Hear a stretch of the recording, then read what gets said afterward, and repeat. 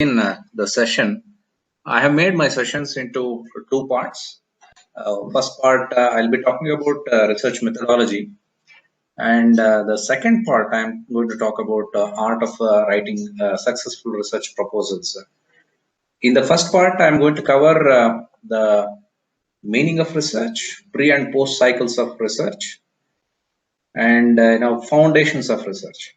Uh, Followed, then I'll be talking about process flow, types of research, structure of research, and mandatory steps in research.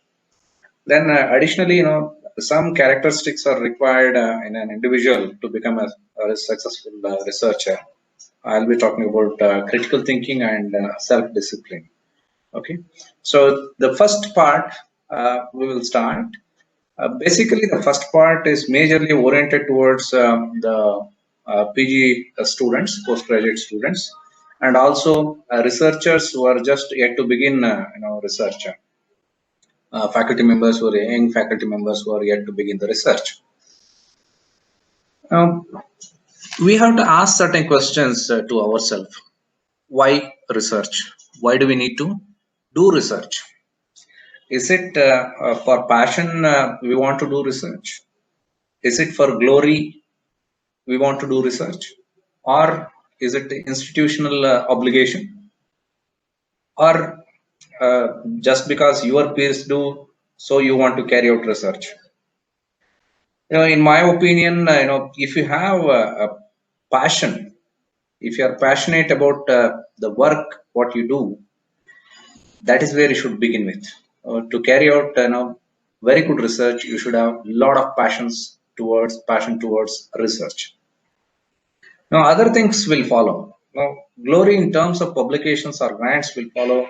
If you carry out the research passionately, and also you can, fulfill the obligations of institution requirements. Of course, in today's competitive academic requirement, this is very much important institution requirement. So, hence, if you carry out the research passionately, institutional obligation also be fulfilled.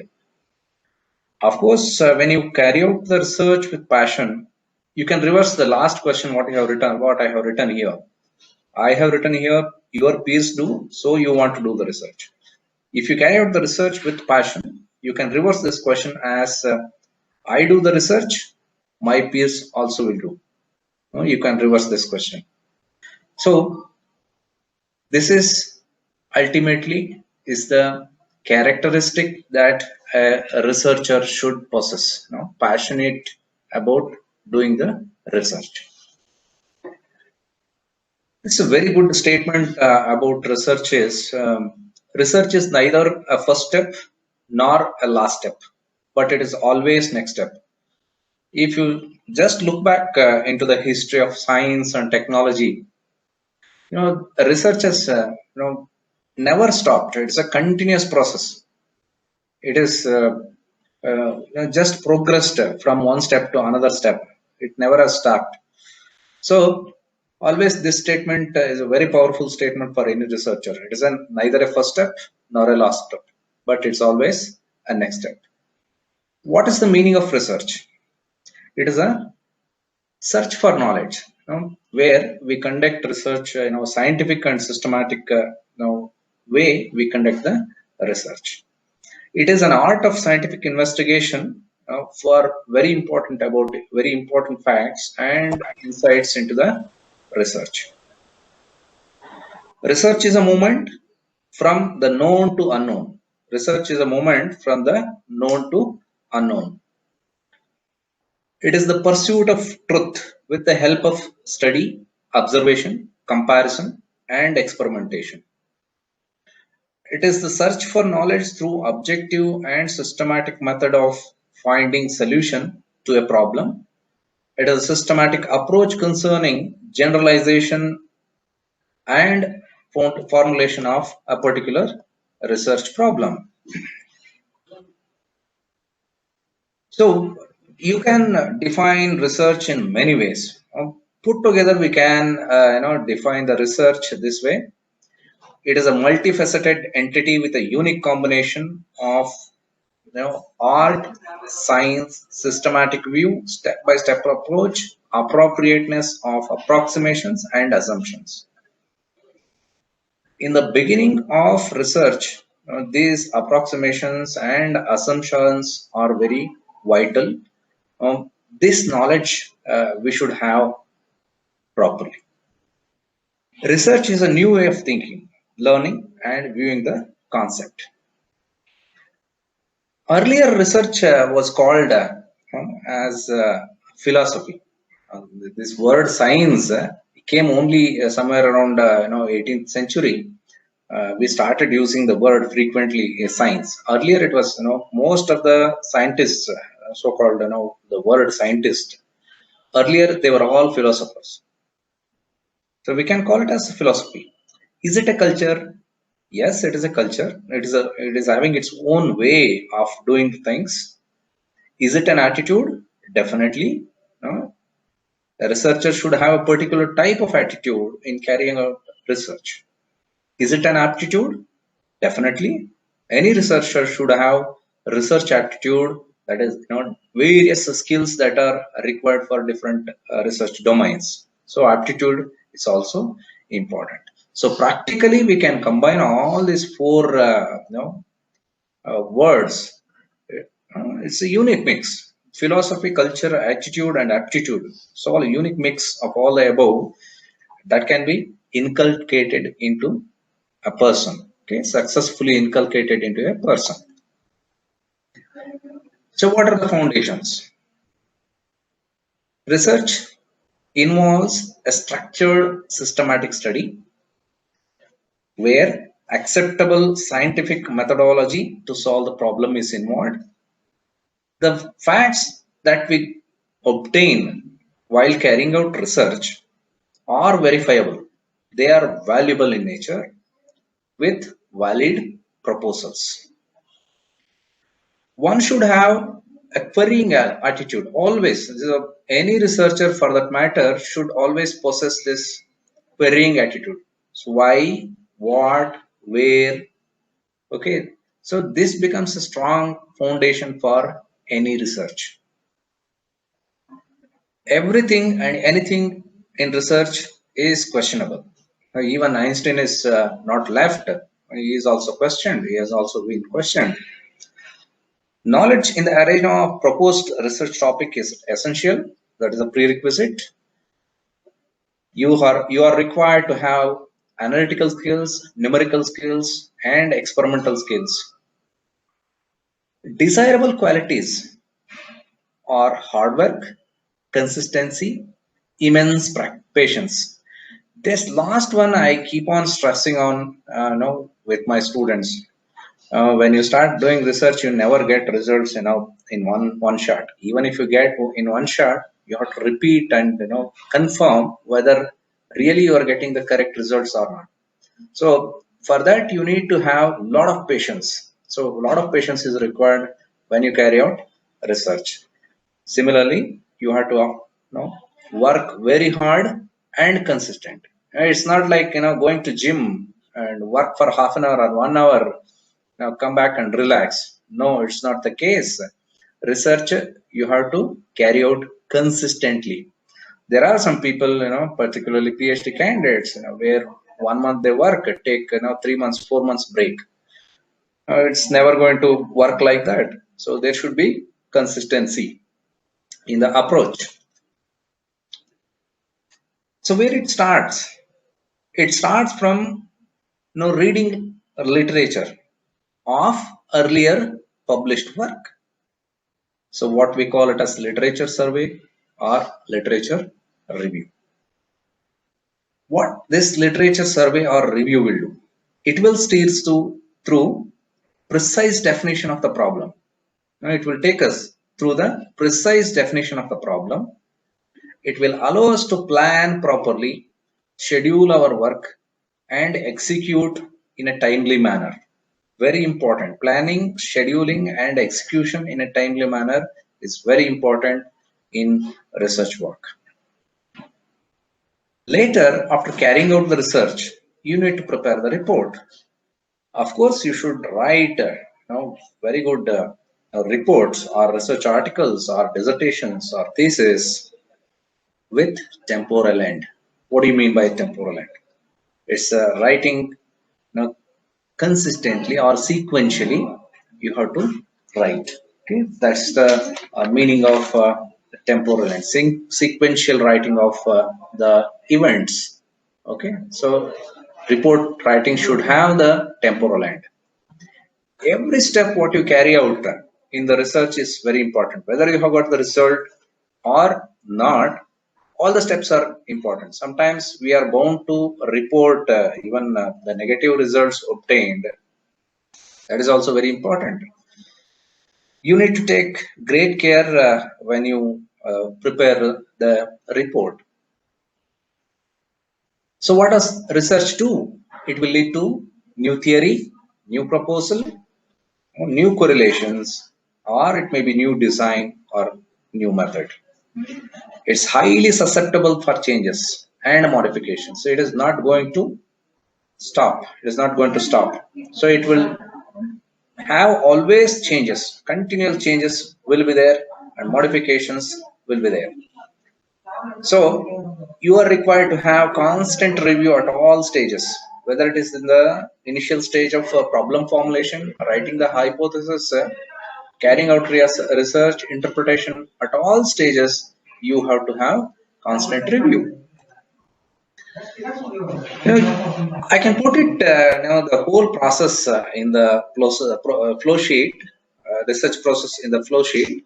First, we will start with this definition of the research problem. So you are defining a problem based on what? Based on the social need or an institutional requirement. Again, that is coming from the social need or a country's need. So we are defining the problem, and how to create hypothesis for this problem is by carrying out appropriate literature review.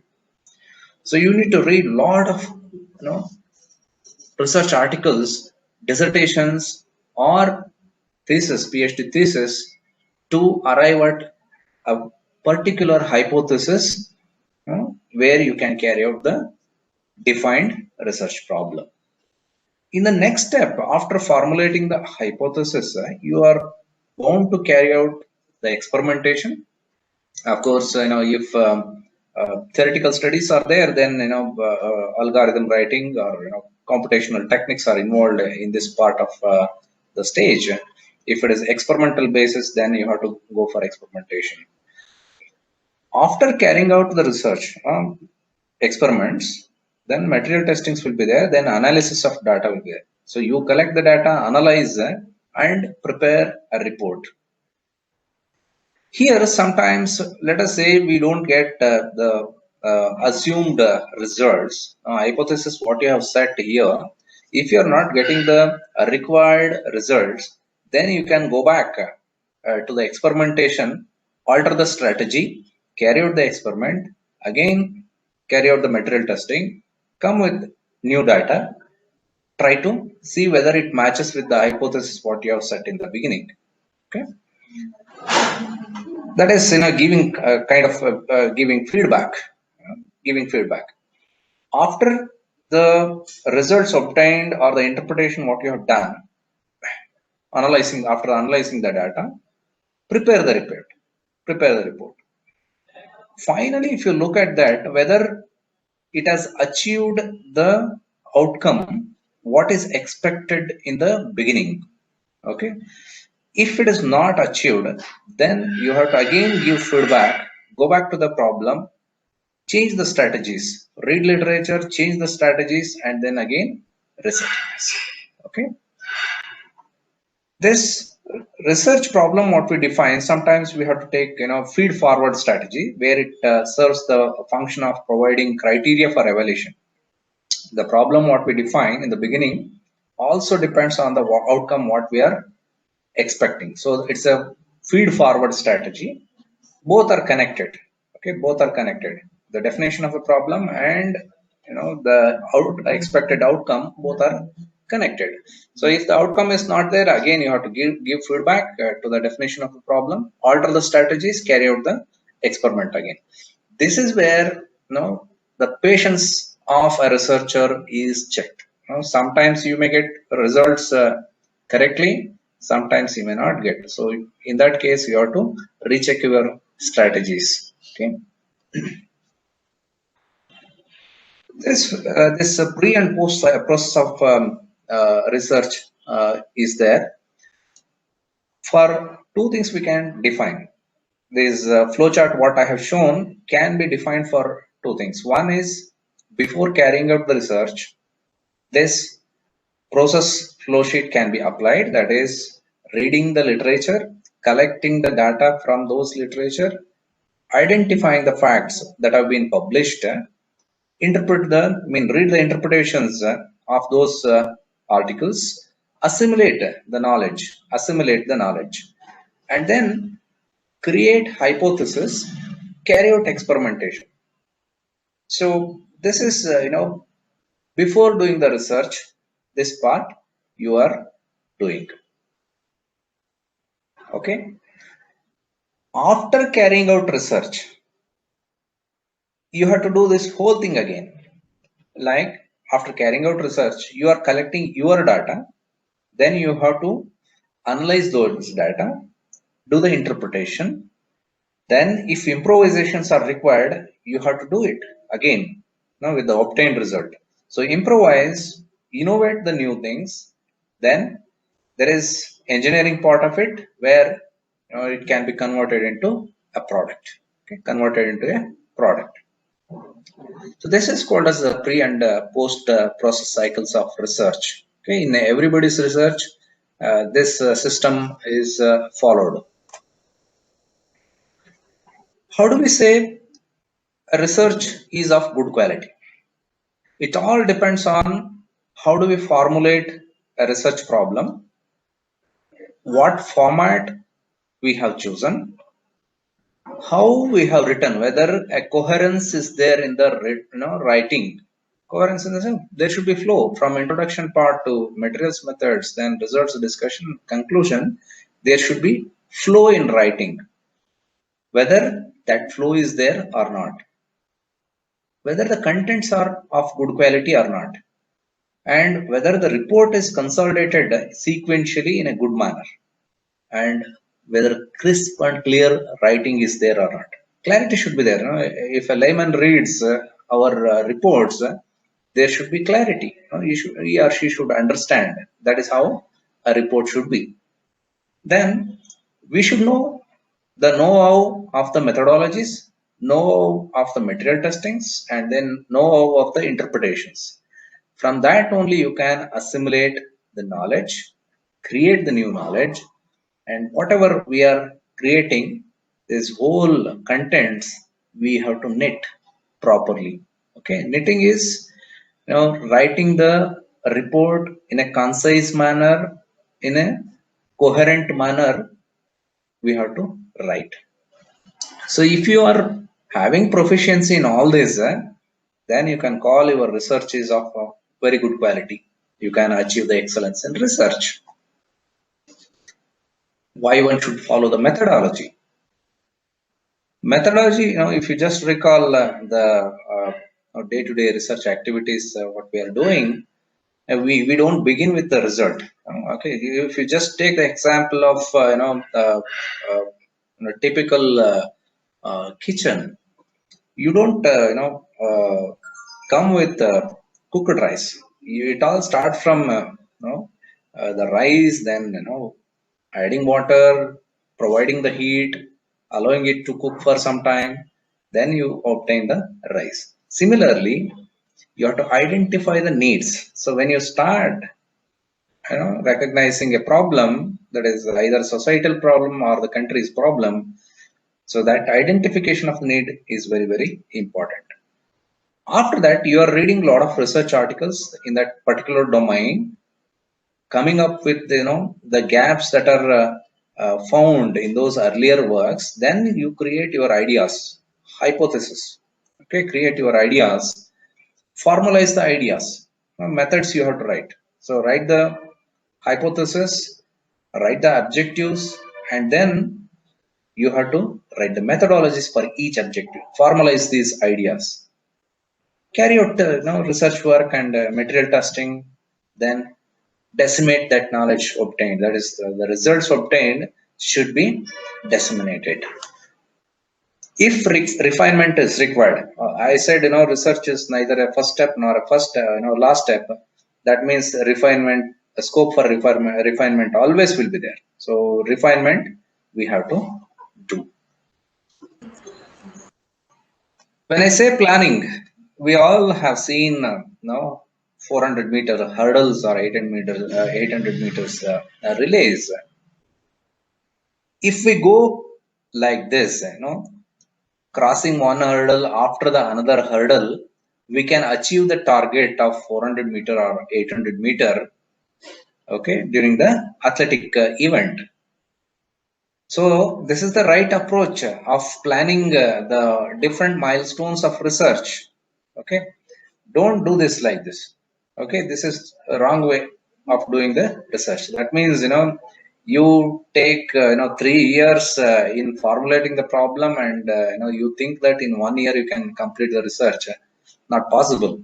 So you have to take step by step, plan it properly, give the right time. Of course, small fluctuation of time is always okay, but don't delay too much and create hurdle for yourself like this. This is a wrong way of approach. Okay, and during the process of initial concept that you create and till the final result, the effort that is required at different stages, the cost involved, the knowledge that needs to be created, okay, and ease of change at different stages can be projected like this.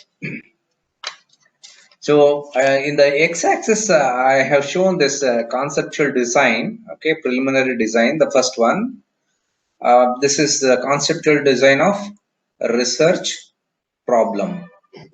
And in the second phase, again, detailed design of research problem. In the third stage, you need to carry out research work and do the material testing or whatever it is required.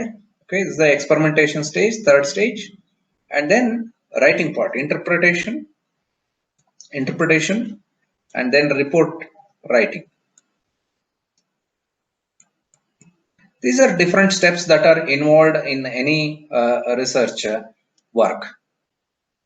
On the y-axis, I have shown this 0 to 100 scale can be taken for effort, it can be taken for cost or knowledge or ease of change. Let us see the cost involved. The first dark line, what it indicates, now it is increasing slowly, and then somewhere in this region, middle region, the cost involved is more, and then it becomes lesser and lesser.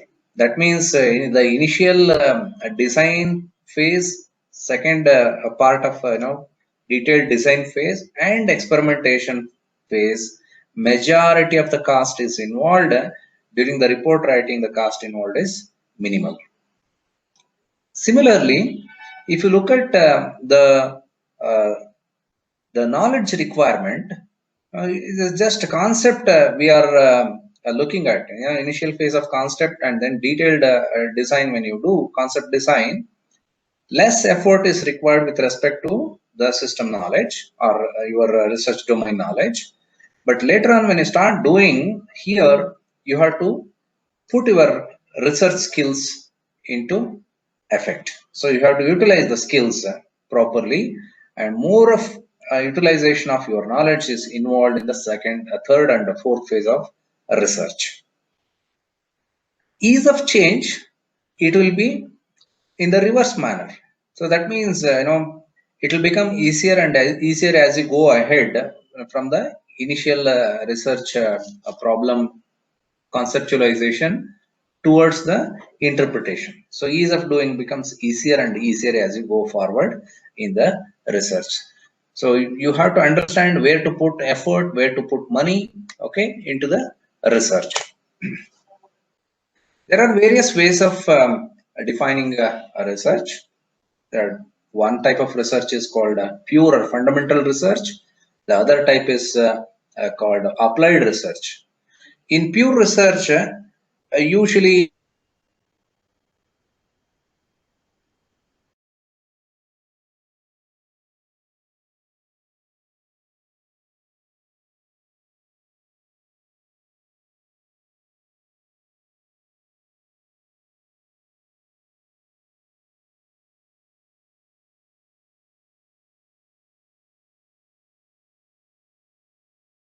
in terms of all analytical instruments that are available today.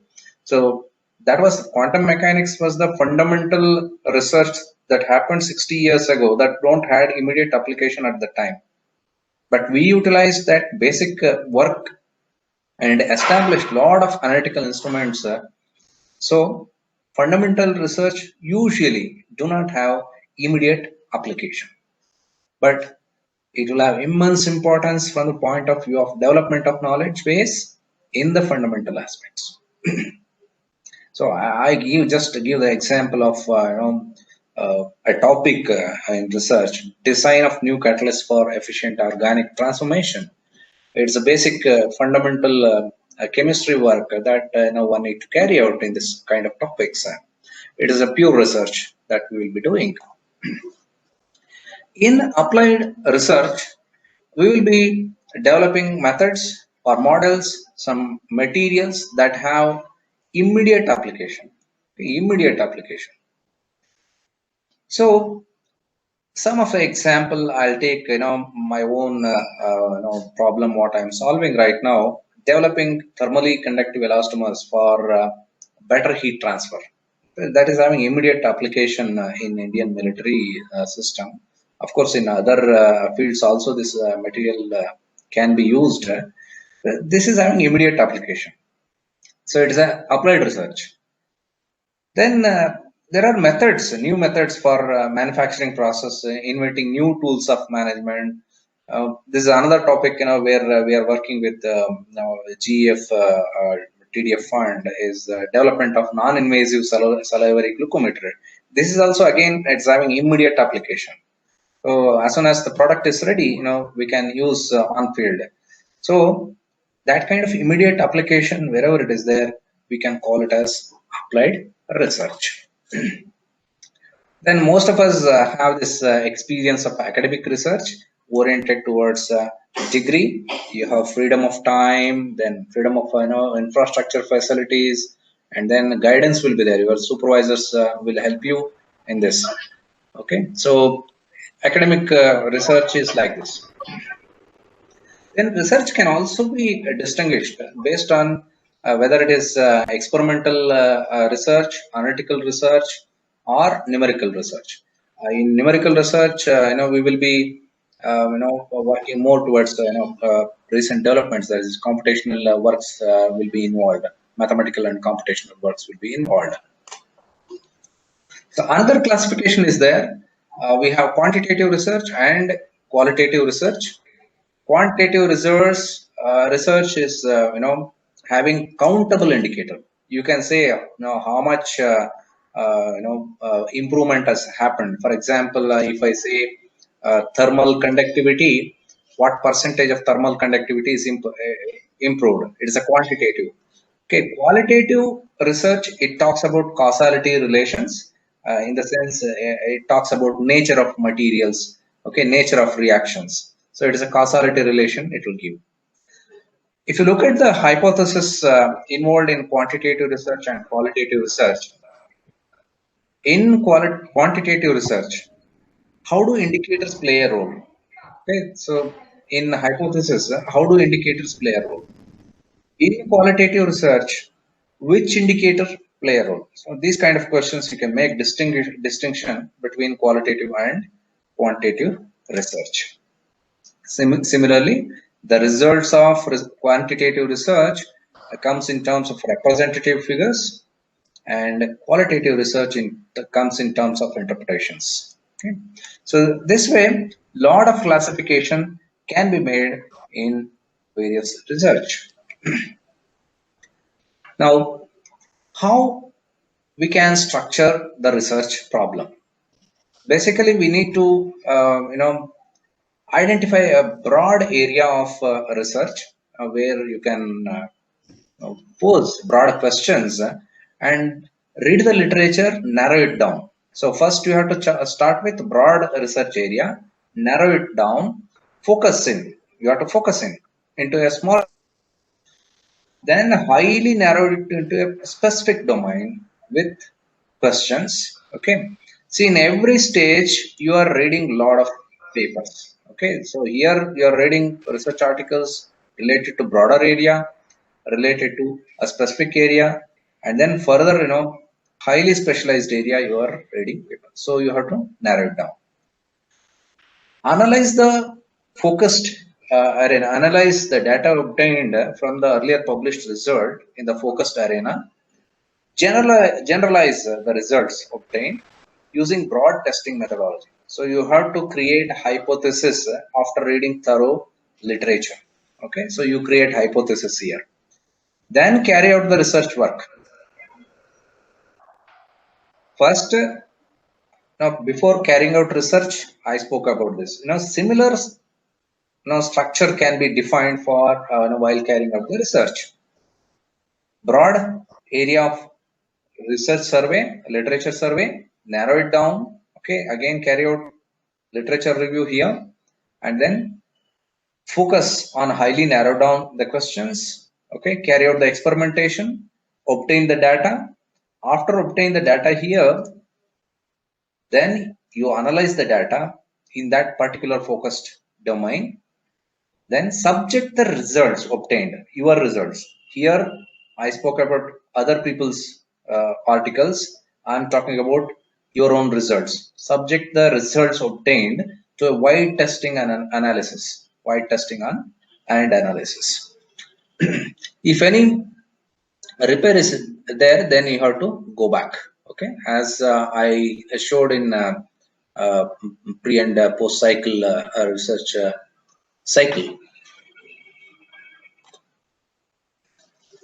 Process model of research can be defined like this. I said it as broad area of research study, then select a research topic, decide the approach, then formulate the plan, collect the data, then analyze and interpret the data, present the findings in terms of report or research article or even dissertation report.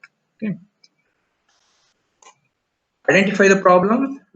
General outlook, the flow of research goes like this. First, identification of the problem, defining the problem, explore the alternative approaches, act on the best strategies. Among many approaches, you choose best strategy. Look back to evaluate the effects. So these are the ways we can carry out the research in an ideal manner. These are the mandatory steps involved: finding a topic, problem specification, that means you are formulating the problem, carrying out literature review. See, I am reiterating a lot of things here because there you need to stress upon these literature review and problem definition a lot. Okay, if you do the things correctly in the beginning, later stages complexities will be less.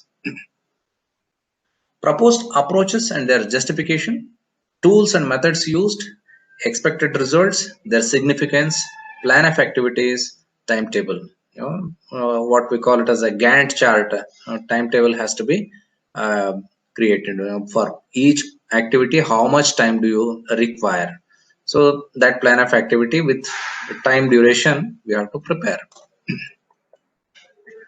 I said the two critical important parameters that are very important for any researcher is critical thinking. Generally, critical thinkers will acknowledge personal limitations. Okay, They will acknowledge personal limitations, that I know my limitation, these are my limitations. They acknowledge, see the problems as exciting challenges. And they don't show their back towards the problem. They take it as challenge. They work towards in overcoming these challenges. So this is the typical character of a critical thinker. Critical thinker will also have understanding of the goals and use evidence to make judgments rather than hypothetical remarks. They use evidence to make judgment.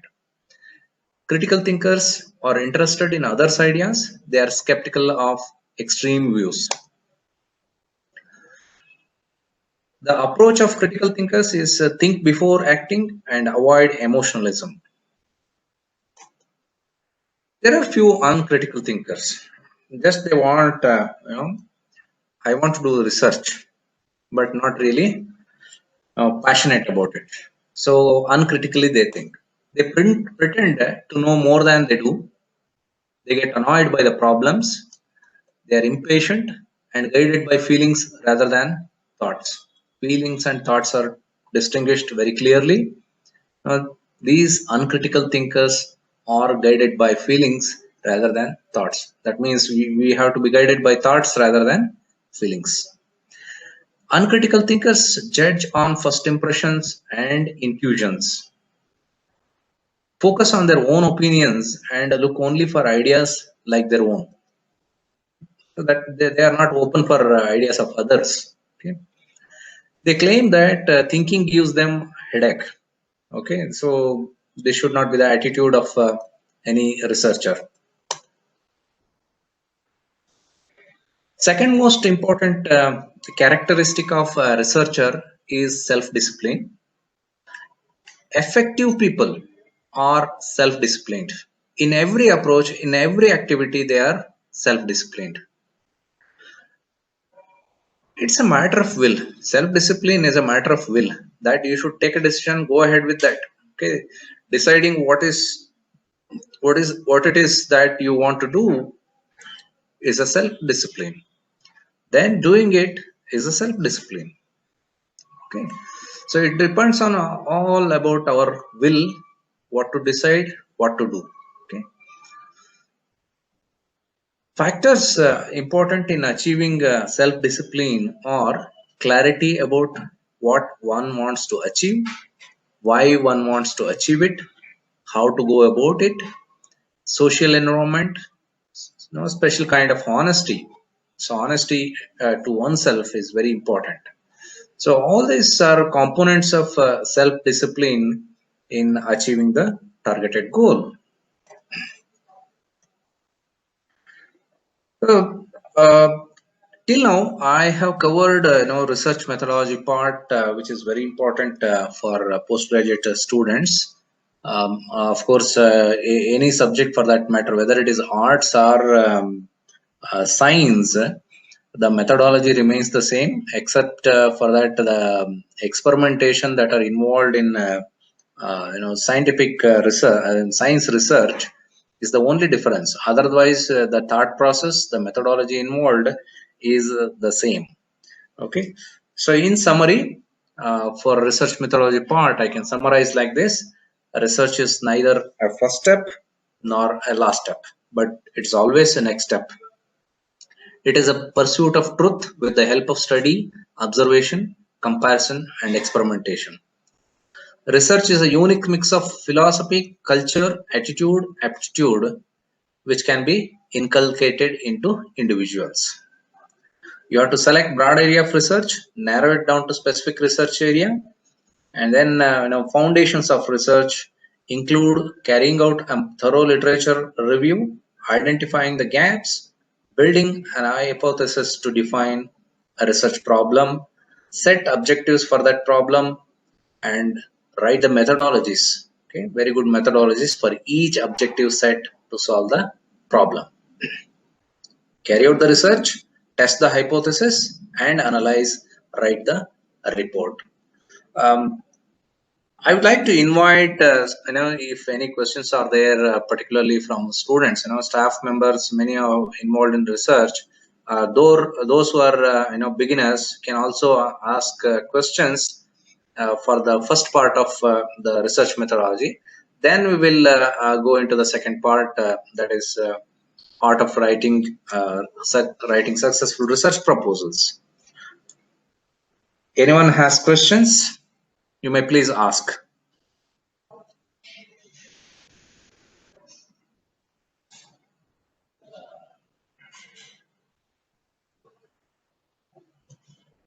Are you there? Students, I know you are online. If no questions are there, we will move to the second part. Shall we? So the contents, what I'm going to cover in the second part is about research funding. In that, what are the funding sources, and then agency information. And I'll cover a little about proposal writing rules, selecting a topic, writing the proposal, then proposal evaluation. Okay, this is not in our hand, proposal evaluation, but we have to understand the thought process in the evaluation procedures. I'll highlight about that. Again, similar questions what I wrote in the beginning for research, same questions for writing research proposals. Why proposals? Is it because no, it's research is passion to us? We need fund to carry out the experiments. Is it because the glory in terms of publications and the funded money? Is it because of institutional obligation? Or your peers write research proposals, so you want to write the proposals? Basically, the first preference I would like to give to this, passion. So when you start writing the research proposals with passion, the other glory, institutional obligation, and then other questions will be covered under this. So it is essential that we do the research passionately, we write the proposals passionately to obtain grants. So why research funding? If you want to experiment in kitchen, you require materials. Okay, you want to cook some new recipe that involves a lot of ingredients. You are required to buy those ingredients, so money is required. Okay, but when you are doing something related to the societal need or a defense need or country's need, funding is very much required. It is essential part of any institution's growth. Now the growth of institutions is measured in terms of grant what is obtained by the university or the college. So we have to take this very seriously. And I'm telling you, even the promotions and the people looking at you is measured in terms of research grants and publications. So we have to take research proposal writing very seriously. It is an indicator, it is an indicator for knowledge creation. In India, most of the funding comes from government agencies. Obviously it is a taxpayers' money we use. Industry contribution is very minimal. It's very minimal. Okay, majority of the funding in India is from taxpayers' money. But it is a different case in Western countries, where most money comes from endowments. Some rich people will donate money to universities and institutes. Lot of endowments they get, and research grants from industry also. A very good number of research grants come from industry in Western countries. Okay, also some of the government agencies support, but major funding is from endowments and industry grants. Okay, in Western countries, but it is the reverse in India. Okay, it's the other way. But going forward, even in India, we are bound to embrace bringing more and more research grants from industry and government agencies. Okay, so it is very important. I am not sure about endowments in India. A lot of mindset change is required for that. Creating endowments in institutes or universities It all depends on the mindset of businessmen or rich people. So at least we can focus on getting research grants from industry. Anyway, government is supporting as of now. Definitely, these are going to change. Government agencies, it will be reduced going forward. So, what are the provisions that we have for funding? One, institution internal funding. One example I can give: RUS TDF fund, Technology Development Fund. Similarly, it's actually GEF Technology Development Fund. Okay, not RUS TDF. Gokula Education Foundation TDF fund. It's an institute. Within the institute, internal funding is there. You go with a certain concept and ask for funding which is justifiable. You get fund. We have got funding through this for one of the equipment development. Then state funding is there. This VGST funding is Karnataka state funding is there. Similarly, other states state fundings will be there. Vision Group of Science and Technology funding. Now the call is open. The last date for that it is 21st February 2021. VGST calls are open now. So under various themes, state funding is awaiting us. If we write the quality proposal, this funding can be utilized. Of course, some of the industries are supporting research.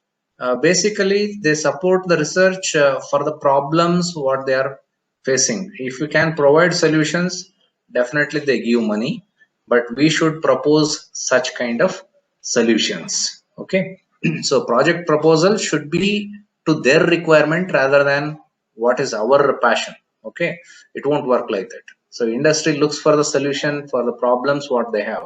For example, Hindustan Petroleum Corporation Limited, British Petroleum Corporation Limited, they have given a lot of funds to research institutes to develop a lot of new catalysts for various petroleum reactions.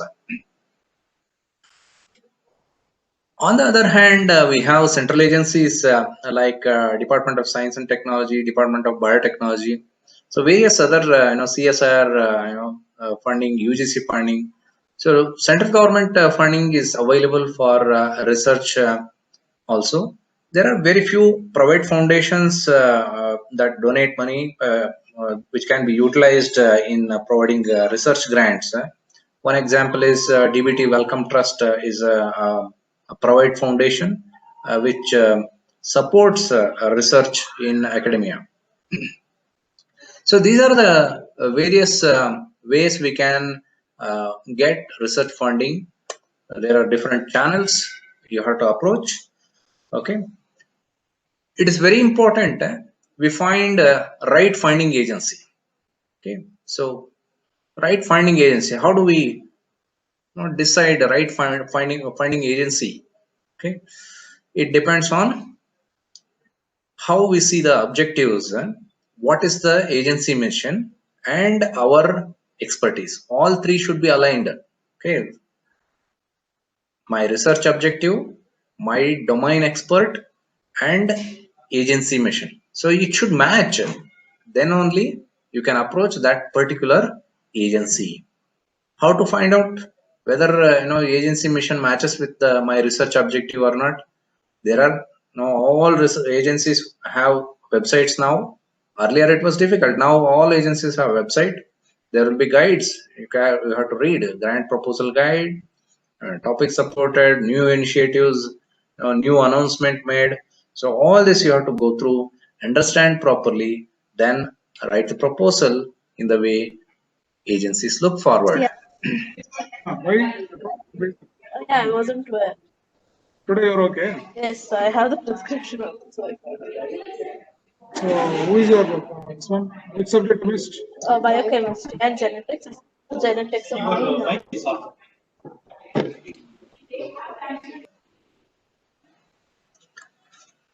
So any questions? Any questions? Shall we go ahead?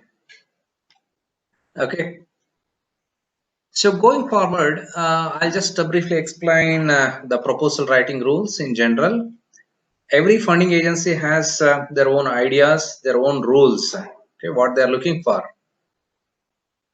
They do not fund rewritten proposals. That means I write a proposal, submit it to one agency, it gets rejected. Then what I do? I keep on submitting that proposal to the different agencies. No. So this is what they don't look for this rewritten proposals. They can easily identify whether it is matching to their mission or not. They can identify. Okay. So we need to be very careful if we are submitting a similar topic to different agencies. We should be very careful. Okay. So because overall goals for each agencies are different. So you have to look into that. Don't attempt to contort the agency's mission to fit your research.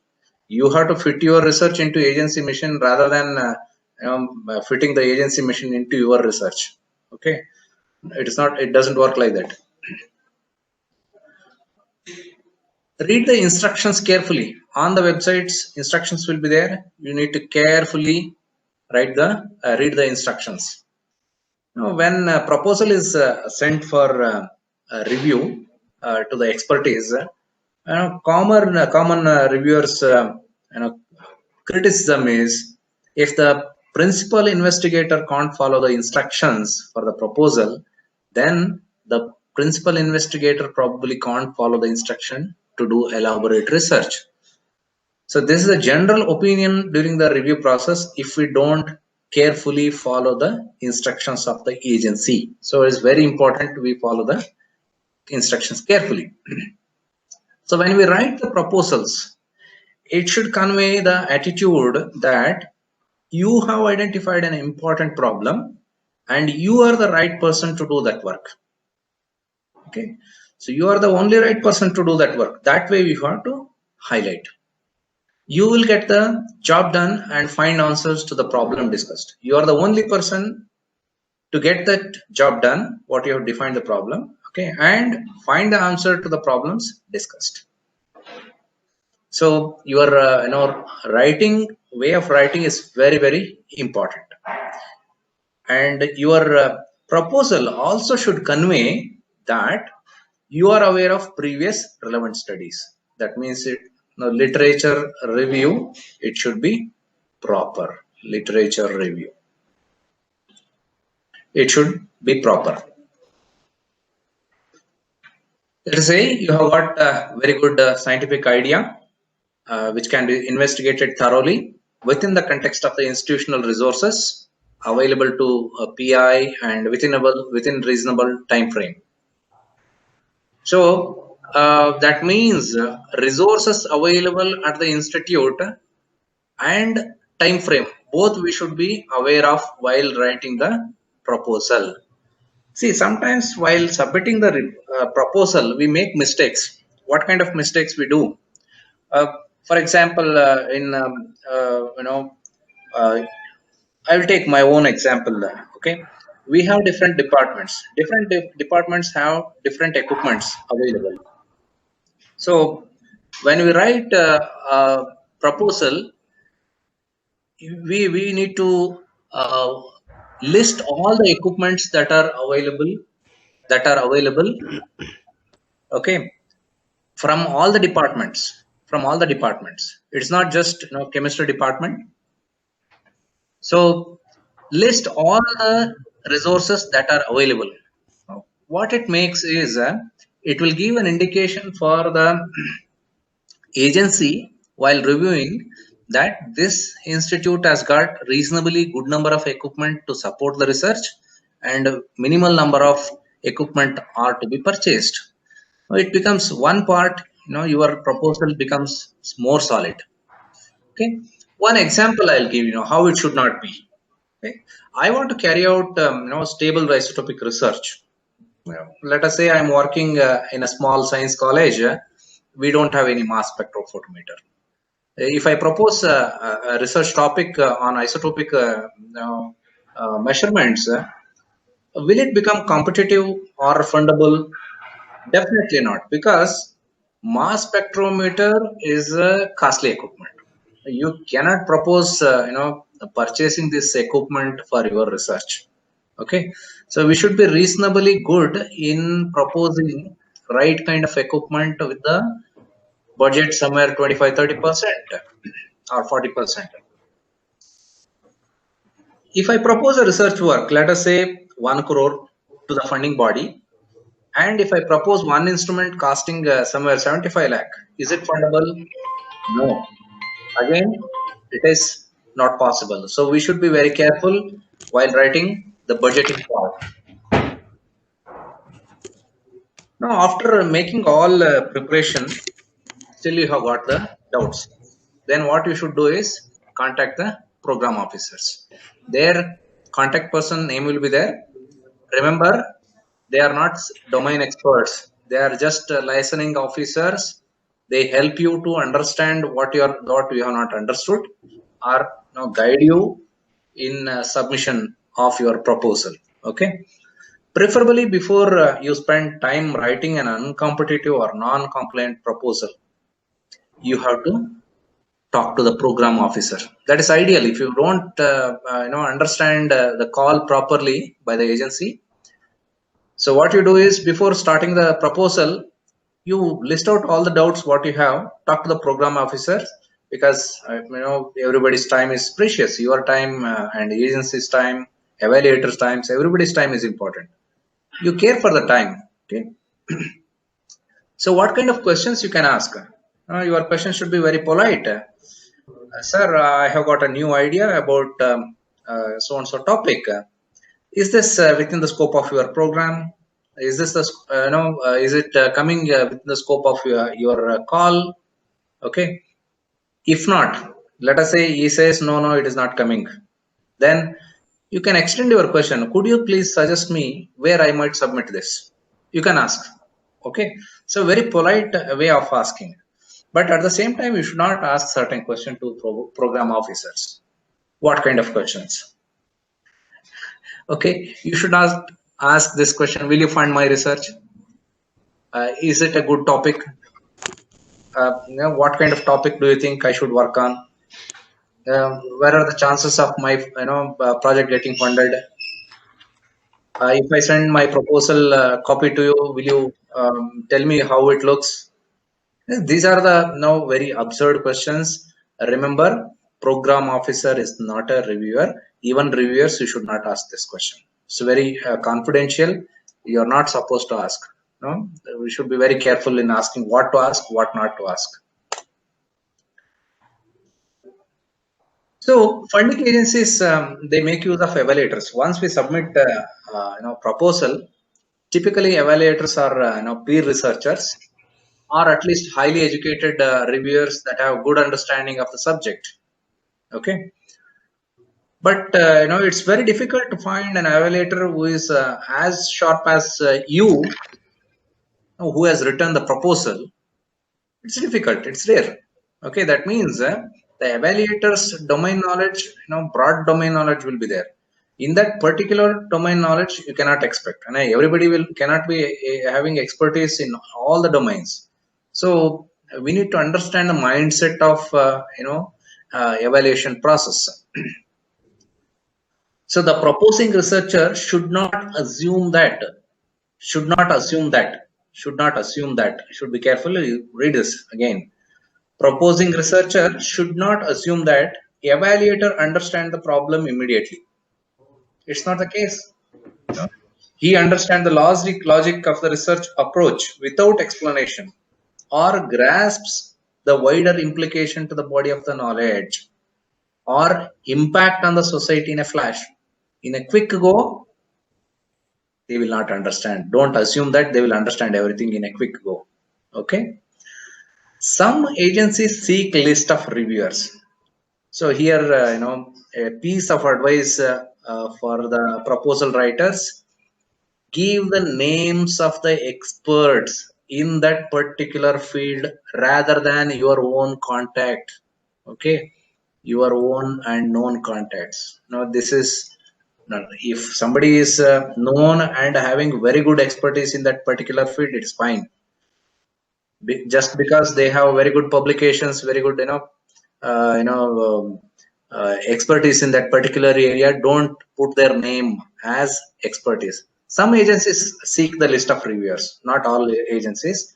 But when such case comes, don't give the names of your known contact, but you give the names of experts in that particular field. Very important. You can choose from a large number of interesting and challenging ideas. The topics, how to choose when it comes, you can choose from large number of interesting and challenging ideas. However, the strength of your idea might be having, you are required to justify the choices. Why you have chosen that problem, what benefit it gives to the society or to the nation, you have to justify it because we are utilizing the public money. Okay, justification can only be based on hard facts. They need to be provided in the proposal in a convincing manner. To make an idea compelling to the evaluators, a proposal writer also needs a feel for the unspoken norms and values that govern the evaluation process itself. Unspoken norms. Nowhere these norms and values are said. Nowhere they are documented. But as a proposer, I should know, okay, what are these norms, okay? And most of these unspoken norms and values during the evaluation process comes, through the evaluator's effort to impartially judge proposals. Basically, lack of understanding among the disciplines with these evaluators, skills and experience of different evaluators varies. Okay, need not be expertise in the specific domain. Relatively little time for evaluation. Now, let us say 3-4 proposals are given to one evaluator, and 1 week is given. Definitely, they will not make good evaluation. So, how to make always we should make we should understand always less time is given for evaluation, very short duration. So that means we have to make compelling writing to convince the evaluator, to make the understand evaluator in a very short period of time. That way we should write. Okay, and these evaluators will have different scientific education, different background. Reputation of the proposing consortium also matters. Now, along with this, this is separate section. Reputation of proposing consortium. Let us say, an UG college, a science college, and IIT department proposes a similar proposal. The weightage will be given to the IIT. Now, most of the time, it will happen. This is an evaluator's mindset. Always goes with the reputation of the proposing consortium or the institution. So there you don't have any holding. So you have to write your proposal in a very compelling manner. After reading the instructions, strictly adhere to the format given by specific agency. This is one problem, one mistake most of the proposers do is they will prepare their proposal for one agency. Let us say it gets rejected. When they are required to submit to the another agency, they use the same template, which is wrong because different agencies have different formats. We have to adhere to those formats. Do not use one agency's format to submit proposal to another. Okay, so don't do it. If you do that, then there is a larger chance of rejection. Okay. Nowadays, agencies seek a plagiarism report of the proposal.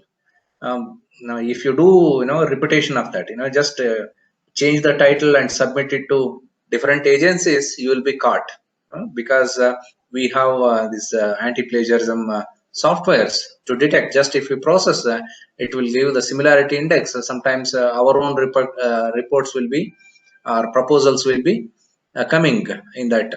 So we need to be very careful.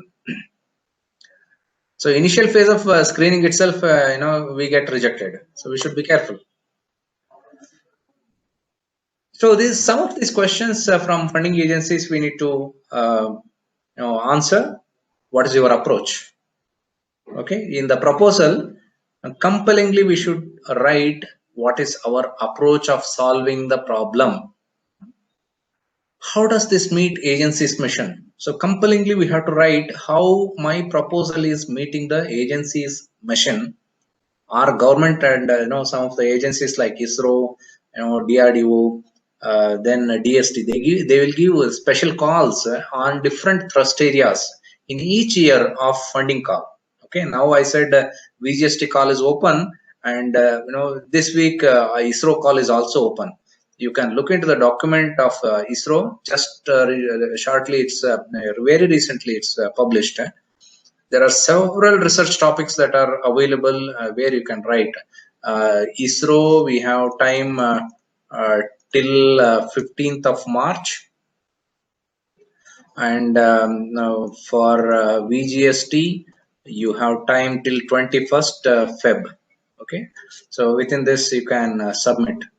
Okay, why is this important for your research community? That needs to be answered in your proposal itself. How does this research will help the research community further? That needs to be highlighted. If successful, what will be the benefit to the society? So outcome is very important. How it benefits the society or the nation? Because we are utilizing taxpayers' money, so we need to be very careful. You have to highlight that. Okay, so your methodology should support the outcome what you are telling. Okay. Then some criteria will also be there. Okay, criteria with respect to principal investigator and co-principal investigator eligibility. They have to assess themselves whether they have expertise. How can we convey our expertise to the unknown evaluator? Now it is with respect to the list of publication of the PI and co-PI. We have to provide list of recently published papers. Okay, if we give that, they will see the relevancy, whether you have expertise to discharge this project or not. Okay, so list of publications are very important. That too, in good papers, good journals, if you publish, they will be happy to assess further. Okay, this is very much essential. It gives an idea of the credibility of the researcher. Whether you can execute the project or not, it will give the credibility. Okay. And also your proposal should highlight what is its societal need. Okay, how it is beneficial to the society needs to be highlighted. For example, I said salivary glucometer. These particularly diabetic patients, they have this issue. If you prick to take the blood sample, that blood clotting won't happen quickly. So what we are trying to make is a device where this invasiveness is not required. Just you can use the saliva in the mouth to test the sugar level of the patient, diabetic patient.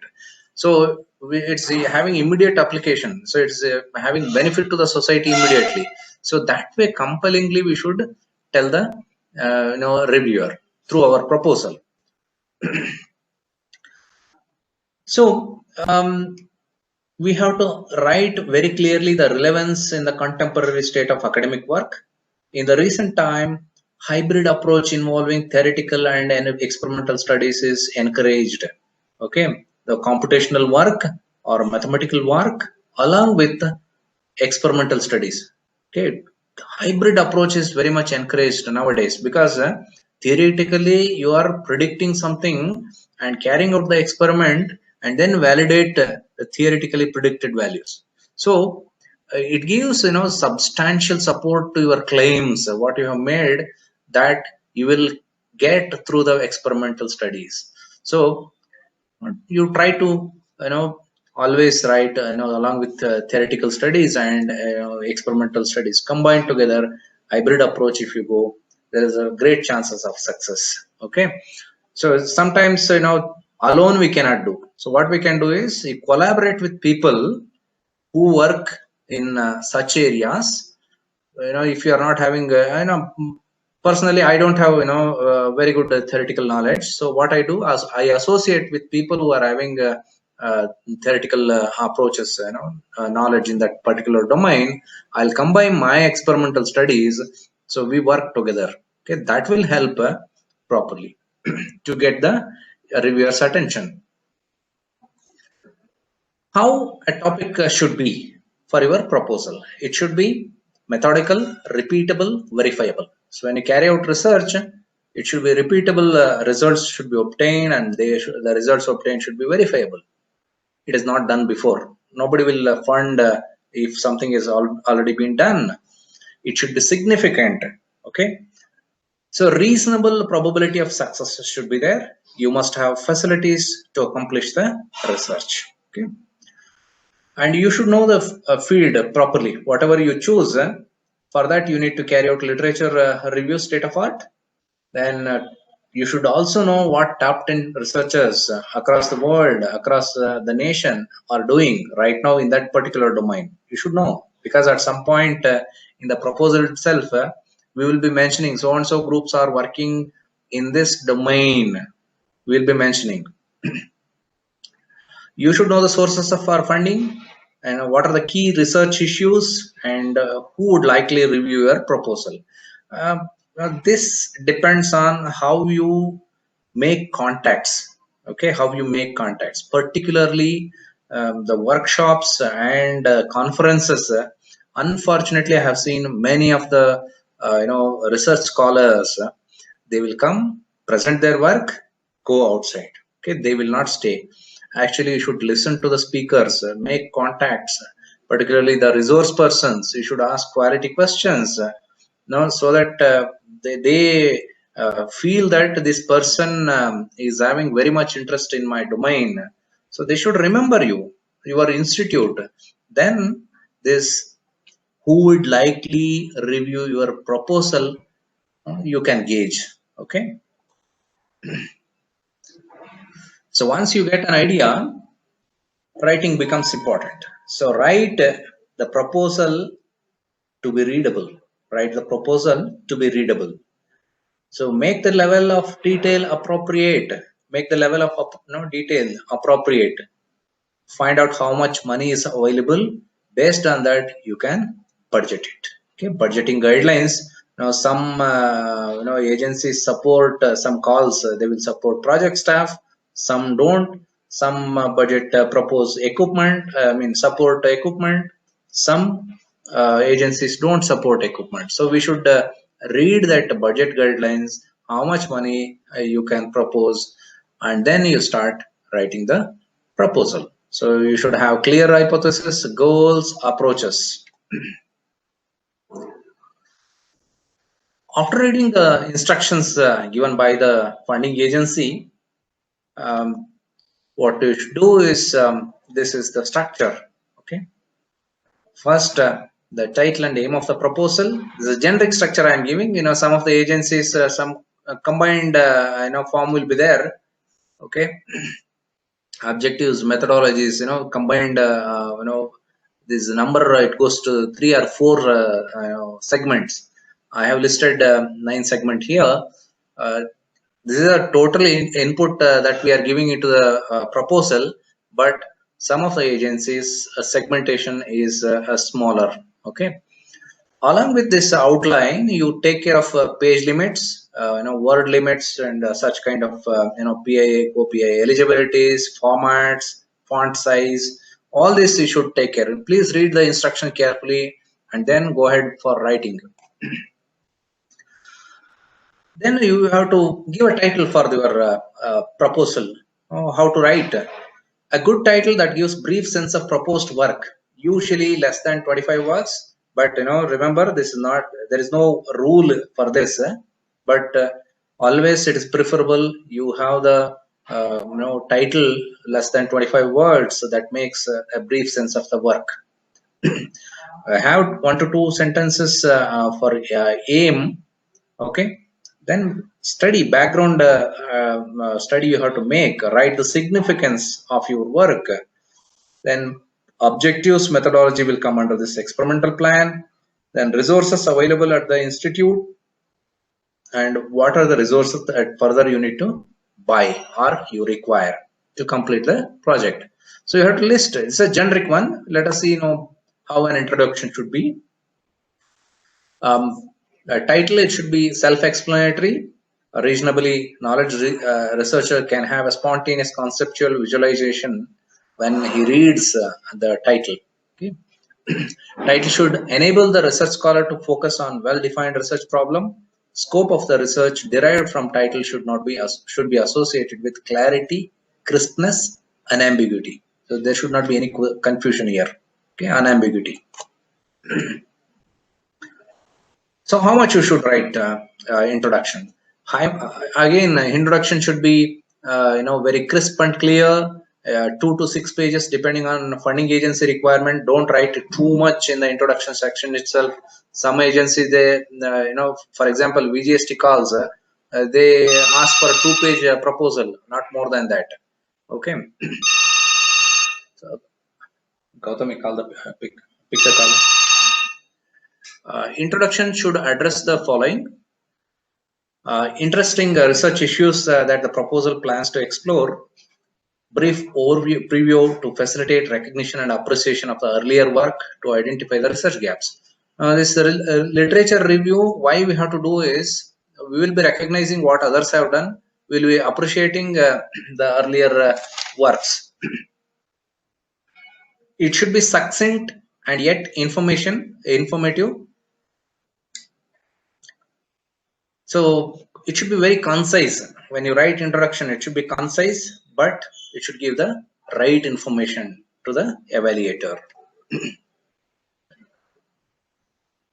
In the preliminary stage of screening, of course, some agencies, they have two stage of screening. In the preliminary stage of screening, because a lot of proposals will come, hundreds of proposals when it comes for a single call, for a single theme, it becomes very difficult for screening. At that time, the administrative staff involved, particularly the AS cadres, they will have some broad domain knowledge. What they do is, by looking at the introduction part, they will they will just read the first page, and based on that, what we have written, the introduction and objectives and outcome. These 3 components, they will look, objectives, outcomes. They don't go into the methodologies. They will screen there only. So what to qualify for the next stage, they will screen it. So that is why it is very important to write crisp, clear and concise introduction, objectives and very good outcomes. Okay, this should make telling statement to the initial stage of screening people that my proposal is the best one. Okay, that way it should be written. Of course, after the preliminary stage of screening, in the second stage of screening, subject experts will pitch in. Domain experts will pitch in. They look into the methodologies along with the introduction and outcomes. They will look into the methodologies in detail and what review of literature we have done, and what is the national status, what is the international status. Once they read this, they will understand whether any reputation is there or anything new you are proposing based on the identified gaps in the review of literature. So they will go through that. In the second stage of screening, actual experts will be there. But to go into the second stage of screening, the first stage, that is introduction, objectives and outcomes, should be crisp and clear. Okay, we should be very careful in writing that. You can take help of your senior colleagues and even English expertise. Literature review, it's an analysis of assumptions of the techniques published by other authors, and it will give an idea of scope and applicability of the techniques or any other algorithms used. It will give an idea on accuracy and validity of the results presented in the earlier works. It will give an idea on relevance of the research document or article being reviewed to the proposed research formulation. Whether the scholar agrees or disagrees with any of the theories or all aspect of the research orientation for research article, you need to justify that properly. Okay, so the critical review should start from the oldest reference and should end with the latest research paper or the thesis. Okay, so there should be orderly, incremental or orderly citation of the science articles in literature review part. So when you go through the literature review, you will identify the research gaps. Now, who has done what? After that, you will understand something is missing in that particular published work. Okay, you identify those research gaps. Okay, after that, based on that, you formulate the title. After formulating the title, you write the objectives, then methodologies. Okay, after writing detailed methodologies, then you write national status, international status, then budgeting will come into picture. Some of the times, good questions can be, raised. We can raise the questions out of research literature review. Okay, so the first questions will indicate to the reviewer how exactly we have understood the earlier published work. Okay. How objectives and of the proposal should be. Okay, so objectives of the proposals are needed actions to accomplish the research mission. So they are the needed actions to accomplish the research mission. They should exhibit coherence, that means continuity, as well as the sequential nature. That means the outcome of the one objective should become input for the next objective. So that way coherence should be there. Okay, there should be continuous flow. Okay, it must always be directed towards the aim of the proposal. Essential that every objective should have a measurable output or outcome. So we need to write broad methodology for each objective. It should involve underlying principles and nature of input and its collection of the data, expected outcome, then associated verification, validation of the process. Here, this one important thing, please remember this. You can use schematic representation. In today's research proposals, many of the proposers will use this technique. They are using schematic representations rather than full text for methodologies. So what it makes is, instead of reviewer going through one page of document, one picture, if they look at, they can understand what is your methodology. So wherever it is possible, you make it diagrammatic, it becomes easier for you as well as for the reviewer to understand.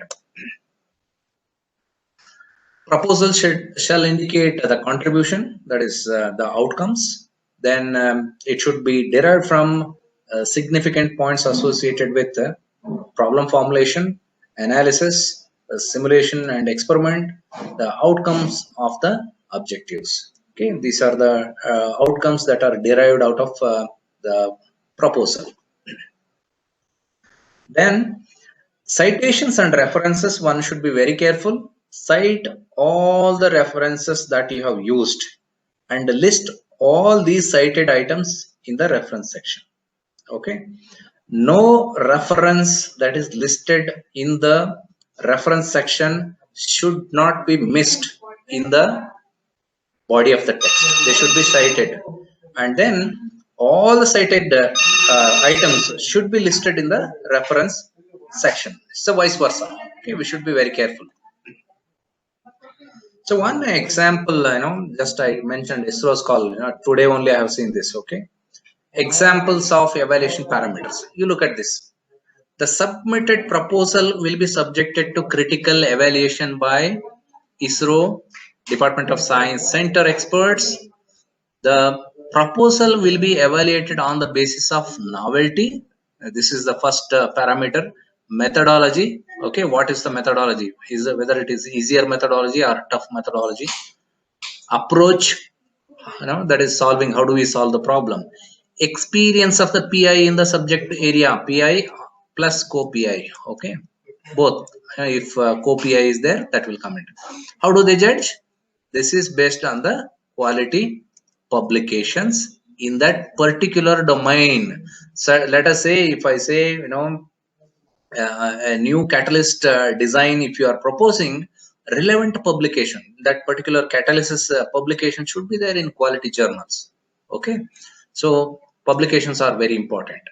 Duration of the project, whether you can complete in 2 years or 3 years, and then budget. If the budget of the agency allows 50 lakh, don't propose it to 60 lakh or 70 lakh. So right within that. Okay, usually slightly lesser than what it is. And let us say two proposers, if they propose similar kind of solutions for the given problem, one institute proposes 30 lakh, another institute proposes 40 lakh, obviously the funding agency will go with this because the quality of the output will be the same, so they will go with the 30 lakh. So once it is evaluated, in the first phase of screening, second phase of screening will be done. Then in the second, third phase, they will call for presentation. Some of the agencies will call for presentations. Here, you need to be very careful. You have to use appropriate slide designs while making a presentation, and use appropriate fonts. Okay, appropriate fonts. Then use schematic representations rather than full text for methodologies. I said for while writing proposal also I said this. Okay, schematic representations are very important. In preparing PPTs also you can use the schematic representation. So it will give very good impact on the evaluators. No redundancy in presentations, either in the proposal writing, don't repeat what you want to convey, don't repeat it. Similarly, what you are presenting during that time also, don't repeat it. Okay, you should be crisp and clear. Okay, go ahead with that. If they get doubt, again they will come back. Okay, during this presentation, effective communication is very, very important. Okay, maybe you can practice several times before going there, or you can present in front of your colleagues, make it effective. Whether you will cover in a given time or not, you make practice and then go to the agency for presentation. So some of the examples I would like to give, funding agencies, for example, DBT Wellcome Trust, then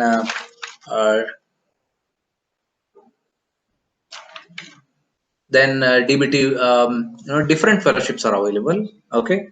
Similarly, CSIR will fund, DBT will fund. DBT, again, there are several research grants. Then DST, several grants are available, like core research grants, startup research grants, high risk reward research, then industry relevant research grant. So depending on the eligibility of the proposer or the PI or co-PI, and depending on the number of years, you can submit to the relevant agency. Gautami, PVC sir call ಮಾಡ್ತಿದ್ದಾರೆ ಹೇಳಿ presentation ಆಗಿದ್ದಾರೆ sir ಬರ್ತಾರೆ. Some inspirational thoughts before ending this session I would like to give. You can look at this statement by Thomas Alva Edison. It's highest number of patents are there against Thomas Alva Edison. Genius is not inborn. It comes from 99% perspiration and 1% inspiration. That means the efforts what you need to put, that brings the success. Okay, genius is made out of hard work and 1% inspiration. The 5 essential entrepreneurial skills for success are concentration, discrimination, organization, innovation, and communication. This is a statement given by Faraday, Michael Faraday. Another statement by our own Nobel laureate C.V. Raman: the search for truth is more precious than its possession. Okay, so don't keep the truth. You search the truth and disseminate to others. Okay. So these are the very important statement in the context of research that one need to keep it in mind. In summary, research proposals are to be prepared on societal need, expertise of PI and co-PI should align with funding agency's mission and the topic to be proposed. PI and co-PI must have few good publications in peer-reviewed journals in the selected area of study. Careful reading and following of instructions given by funding agency is very important. A crisp, concise, yet informative introduction followed by suitable objectives with methodologies will attract the reviewer during the evaluation of the proposal. In the recent time, hybrid approach involving theoretical and experimental studies in the proposal is getting attention of the reviewers. Those, if somebody is in line of preparing proposal, due deadline is 21st Feb. This is a VGST call is there. Look into the details. And 15th March, you have ISRO call is there. You can look into the details. Okay, in their website they will be there. Okay, these are some of the thrust areas now of DRDO. If somebody is having, Gautami, one ನಿಮಿಷ ಬನ್ರಿ HR department ಪದೇ ಪದೇ ಕಾಲ್ ಮಾಡ್ತಾ ಇದ್ದಾರೆ. Sorry, you can have a look at this and please, somebody is interested or somebody can work on that. You please let me know. Now I can make contact with the appropriate